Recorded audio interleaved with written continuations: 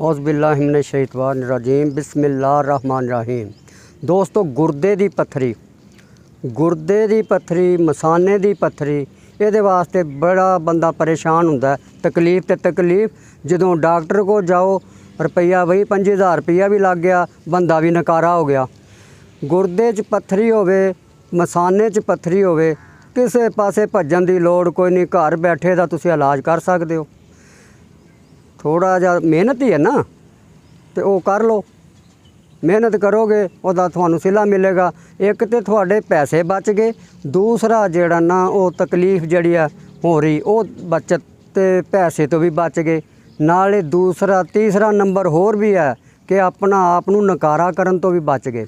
कई दफ़ा एवें हुंदा, एक दो गुर्दे का ऑपरेशन कराया, सैट कराया, दूसरा गुर्दा फिर बिगड़ गया, फिर गुर्दा मंग के पाना पै गया। इन्हां चीज़ों तो बंदा बेकार हो गया।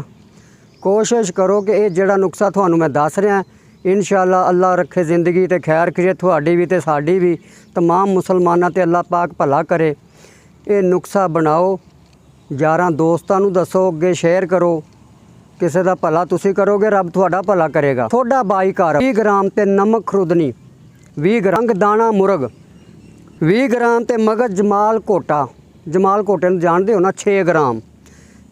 चारे चीज़ां जिहड़ियां लै लैणियां, इन्हां नूं चंगी तरह पीस के रला लेना, मिक्स करके ते 1 ग्राम सुबह शाम कच्ची लस्सी नाल या नमकीन शिकंजवी नाल। ते ये है भी ज़्यादा इस्तेमाल करना पानी। नमकीन शिकंजवी भावें बना लो तो भावें कच्ची लस्सी बना लो। ये ना होवे अद्धे गिलास नाल दवाई खाओ तो कोई फायदा नहीं होया। कम से कम 2-2.5 गिलास नाल इस्तेमाल करो।